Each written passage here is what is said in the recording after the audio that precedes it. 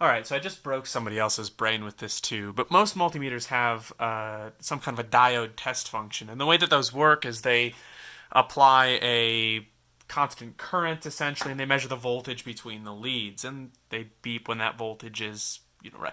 So what they're basically doing is they're measuring to see if you have a PN junction. Well, one of the things you can do with that is actually use that little mini source to affect your circuit. And the real point in this demonstration is that, well, multimeters have an effect on your circuit as you're testing them. But the side effect and the bonus here is that you can actually test MOSFET. So if we remember back to how a MOSFET works, we have this kind of drain to source path that gets connected, to oversimplify things. It gets connected when there's a gate to source charge.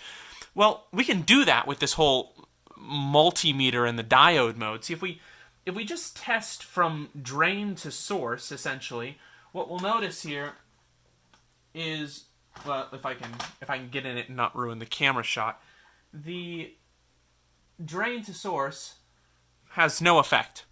But if we keep that negative lead on the source and we use the source that's within the multimeter test circuit to go ahead and charge up the gate to something, because keep in mind that is a source, and then we test that drain to source,